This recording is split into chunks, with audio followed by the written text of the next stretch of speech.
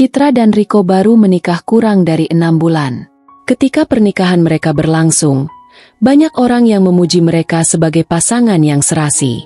Riko adalah pria yang tampak sempurna di mata banyak orang. Ia penyayang, perhatian, dan memiliki pekerjaan yang mapan. Citra, di sisi lain, adalah wanita yang cerdas, pekerja keras, dan penuh kasih sayang. Mereka sering menghabiskan waktu berdua di rumah, berbicara tentang rencana masa depan mereka, serta berbagi tawa yang membuat hubungan mereka tampak seperti dongeng. Riko selalu menunjukkan sisi terbaiknya, memberikan kejutan-kejutan kecil, dan selalu memastikan Citra merasa istimewa. Citra, meskipun kadang merasa terlalu dimanjakan, tetap merasa bahagia karena Riko selalu ada untuknya. Semua tampak sempurna. Namun, meskipun begitu, ada sesuatu yang mulai mengganggu pikiran Citra. Ia memiliki adik kandung bernama Tika yang berusia 2 tahun lebih muda darinya. Tika adalah perempuan yang ceria dan sangat dekat dengan Citra. Mereka berdua sering berbicara panjang lebar, berbagi rahasia, bahkan melakukan banyak kegiatan bersama. Tika juga sering datang ke rumah mereka, dan Citra tidak pernah merasa cemas akan hal itu. Bagaimanapun, mereka adalah saudara perempuan, dan Citra percaya sepenuhnya pada Tika. Pada awalnya, tidak ada yang mencurigakan antara Riko dan Tika. Mereka sering mengobrol ringan, tertawa bersama, bahkan kadang menonton film berdua. Citra berpikir bahwa ini hanya bagian dari kebersamaan keluarga yang sehat. Namun, akhir-akhir ini, ada yang sedikit berubah.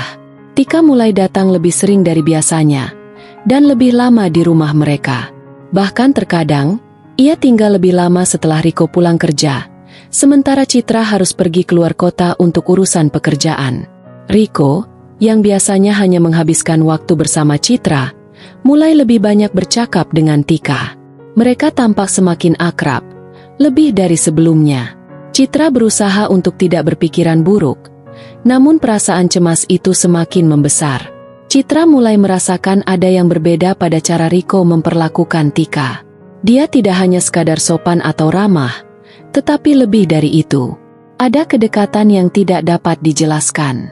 Riko tampak lebih sering mengingat hal-hal kecil tentang Tika, seperti makanan favoritnya, atau film yang ia suka. Tika, di sisi lain, sepertinya tidak bisa lepas dari Riko, selalu berusaha lebih lama berada di dekatnya. Meskipun begitu, Citra berusaha untuk tetap tenang dan tidak berpikiran buruk. Suatu malam, Citra kembali dari luar kota lebih awal. Ia merasa lelah dan ingin segera beristirahat, tetapi ketika memasuki rumah, ia merasa ada yang aneh.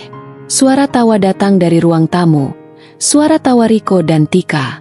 Citra memasuki ruang tamu dan menemukan mereka duduk berdua di sofa, menonton sebuah acara televisi, sangat akrab dan terlihat nyaman. Riko, yang biasanya lebih memperhatikan Citra, kini tampak lebih tertarik dengan Tika. Tika menoleh ke Citra dan memberikan senyuman yang terlihat sedikit canggung. "Kak, kamu pulang?" Tika bertanya dengan nada ceria. Citra memaksakan senyuman dan menjawab, "Iya, aku pulang lebih awal hari ini." Citra mencoba untuk tidak menunjukkan perasaan cemas yang mulai melanda hatinya. Setelah beberapa saat, Citra memilih untuk masuk ke kamar tidur mereka. Ia merasa tidak nyaman dengan suasana di ruang tamu, dan hatinya terasa cemas. Namun, rasa penasaran itu mendorongnya untuk tetap duduk sebentar dan merenung. Apakah aku hanya overthinking? Mungkin mereka hanya teman dekat, pikir Citra. Namun, perasaan aneh itu terus mengganggunya. Beberapa hari kemudian, saat Riko sedang bekerja dan Tika masih berada di rumah mereka, Citra memutuskan untuk pergi ke kamar tidur dan memeriksa beberapa hal. Tika tidak tahu apa yang Citra lakukan, dan mungkin Citra sendiri tidak tahu apa yang ia harapkan. Namun, ada perasaan kuat bahwa ada sesuatu yang harus diperiksa. Ia membuka lemari pakaian mereka dan melihat tumpukan pakaian yang berantakan. Di antara tumpukan pakaian, Citra menemukan sesuatu yang mengejutkan, sebuah celana dalam wanita yang jelas-jelas bukan miliknya. Citra merasa bingung dan tercengang. Ia mengenali celana dalam itu. Itu bukan miliknya, dan ia yakin itu bukan milik Tika. Celana dalam itu terlihat lebih glamor, dengan rendah-rendah halus dan desain yang lebih berani. Citra merasa hatinya berpacu lebih cepat. Apa ini? Bagaimana bisa ada celana dalam seperti ini di sini? Citra bertanya pada dirinya sendiri, merasa cemas dan marah sekaligus. Citra mencoba untuk tetap tenang dan tidak langsung membuat kesimpulan. Mungkin ini hanya kecelakaan, atau mungkin ia salah paham. Tetapi, perasaan curiga semakin membesar. Ia memutuskan untuk mencari lebih banyak bukti sebelum membuat tuduhan yang bisa merusak semuanya. Saat itu, Citra memutuskan untuk memeriksa ponsel Riko.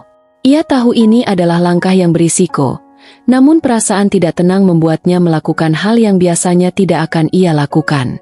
Ia mengambil ponsel Riko yang tergeletak di meja makan, dengan jantung yang berdegup kencang.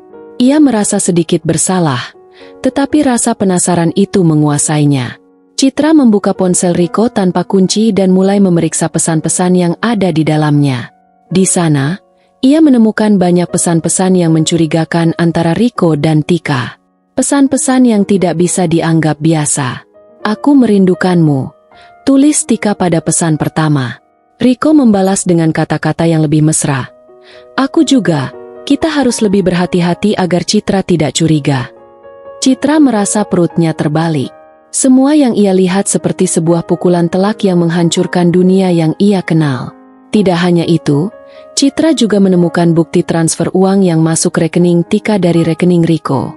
Ada beberapa transaksi yang dilakukan dalam jumlah besar, dan semuanya terjadi dalam beberapa minggu terakhir. Riko, yang biasanya sangat hati-hati dengan keuangannya, tidak pernah menunjukkan perilaku seperti ini sebelumnya. Namun, bukti yang paling mengguncangkan datang setelah Citra memeriksa aplikasi pemesanan hotel Riko.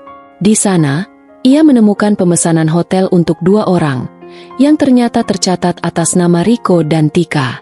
Citra merasa hancur. Ini bukan hanya masalah celana dalam atau pesan mesra. Ini adalah bukti pengkhianatan yang nyata. Citra merasa dunia seakan runtuh di hadapannya.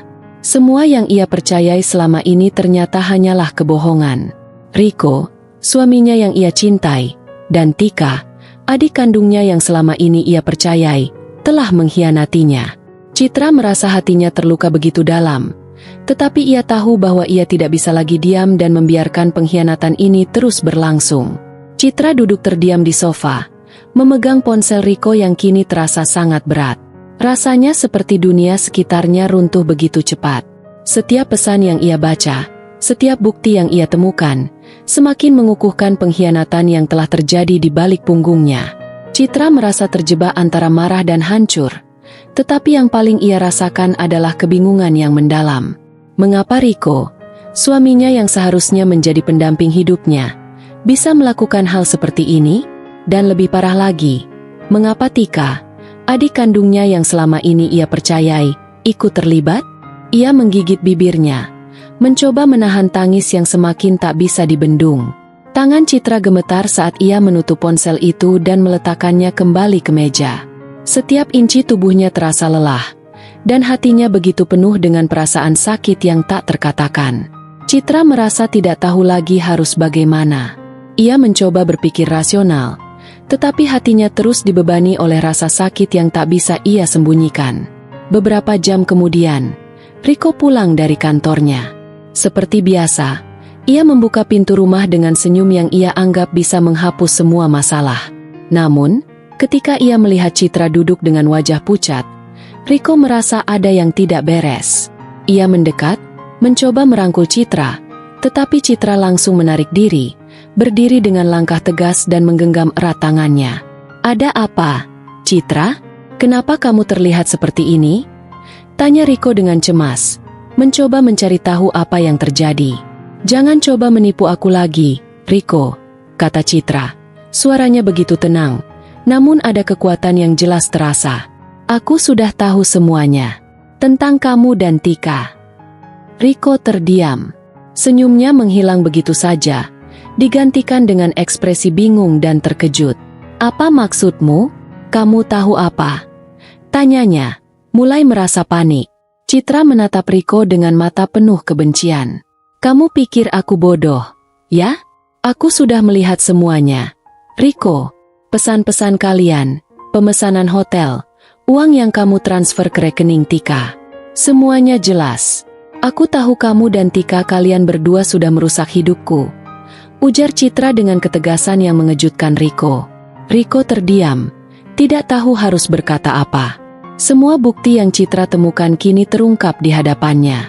Ia merasa cemas, bahkan sedikit panik, tetapi pada saat yang sama, ia tahu tidak ada lagi yang bisa disembunyikan. Citra, aku bisa jelaskan semuanya, kata Riko, berusaha mencari pembenaran. Tidak ada yang perlu dijelaskan lagi, kata Citra, matanya berkilat dengan air mata yang tertahan. Semua sudah jelas. Kamu dan Tika kalian sudah mengkhianatiku. Riko, aku tidak tahu harus bagaimana lagi. Aku merasa dipermainkan. Citra berbalik dan melangkah menuju kamar tidur mereka. Riko mengikutinya, memegang bahunya dengan lembut, mencoba membujuknya. Citra, tolong, dengarkan aku. Aku minta maaf. Ini bukan yang seharusnya terjadi. Aku salah. Aku benar-benar salah. Tapi aku mohon beri aku kesempatan untuk memperbaikinya, kata Riko dengan suara penuh penyesalan. Tetapi Citra, meskipun merasa hatinya remuk, tidak bisa lagi menahan amarah dan rasa sakit yang semakin membengkak. Kamu sudah memilih jalanmu, Riko, dan aku sudah memutuskan. Aku tidak bisa hidup dengan orang yang mengkhianatiku seperti ini, jawab Citra, dengan air mata yang kini jatuh bebas. Aku akan pergi. Riko tampak sangat terkejut, tidak percaya bahwa Citra akan meninggalkannya begitu saja. Citra, jangan pergi. Aku akan berubah. Tolong beri aku kesempatan. Namun, Citra sudah tidak bisa mendengar lagi.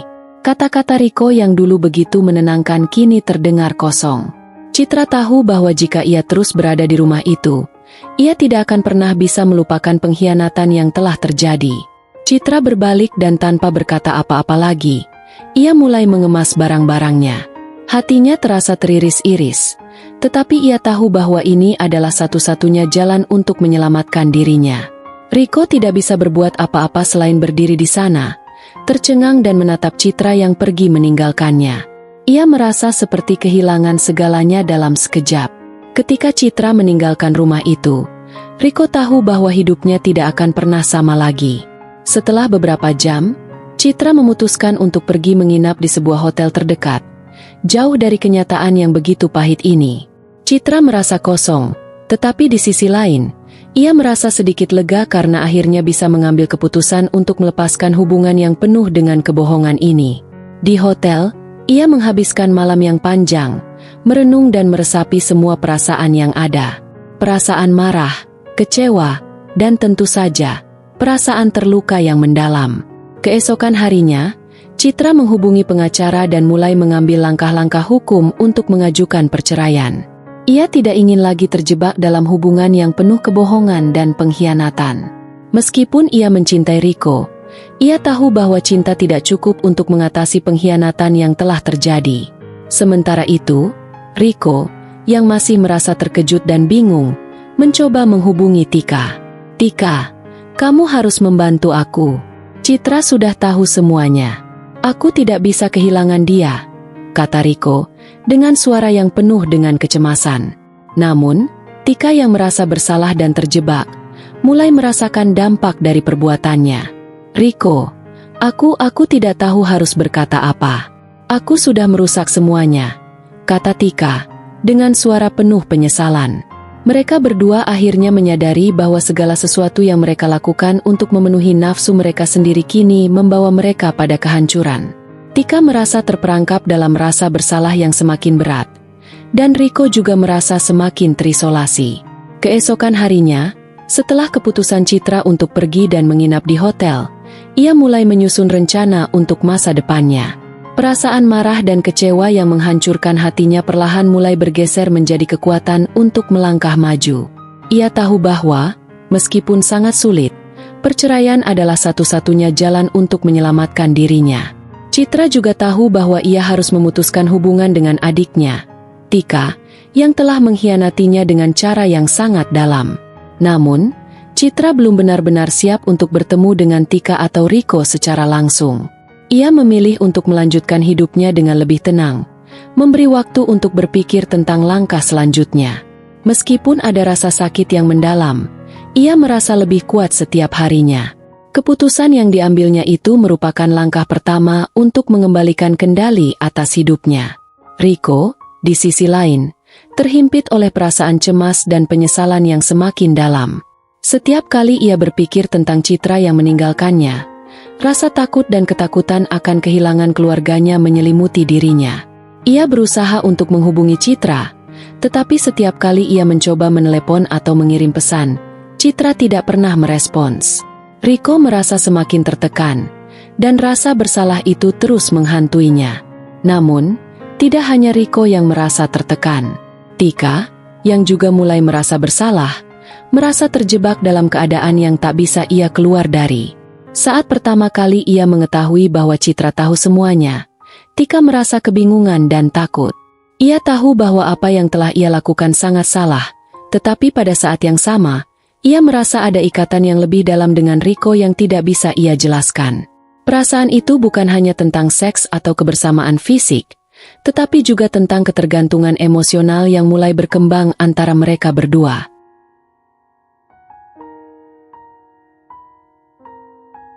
Pada suatu malam, Rico mengundang Tika untuk berbicara.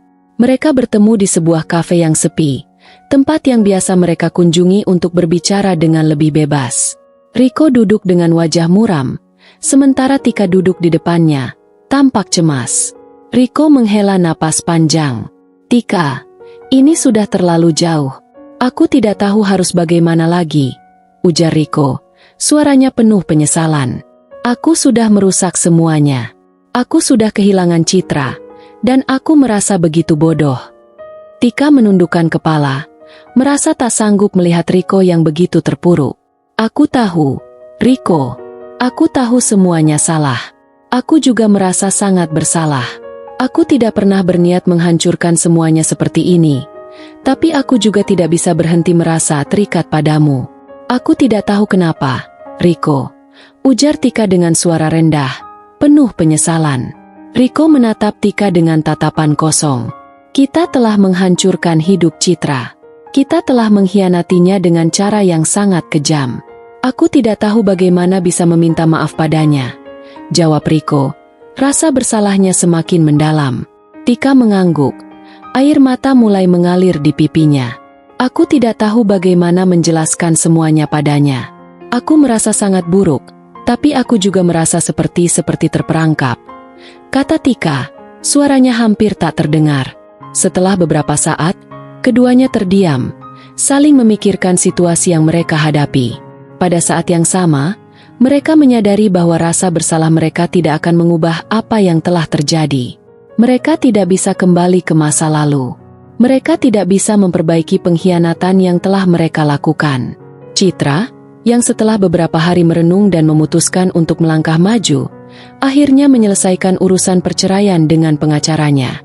Proses perceraian itu berjalan lebih cepat daripada yang ia bayangkan. Ketika ia menerima salinan dokumen perceraian, perasaan lega mulai menyelimuti dirinya. Citra tahu bahwa ini adalah awal dari sebuah kehidupan baru. Namun, meskipun ia merasa lebih bebas, perasaan sakit yang ia rasakan tidak bisa begitu saja hilang. Citra merasa dunia yang dulu ia kenal telah hancur. Semua kenangan indah bersama Rico dan Tika kini tampak seperti sebuah kebohongan besar. Citra merasa bahwa ia tidak lagi bisa mempercayai siapapun. Satu hal yang lebih menyakitkan bagi Citra adalah kenyataan bahwa adiknya, Tika, yang telah ia anggap sebagai sahabat sejatinya, ikut terlibat dalam pengkhianatan yang begitu besar.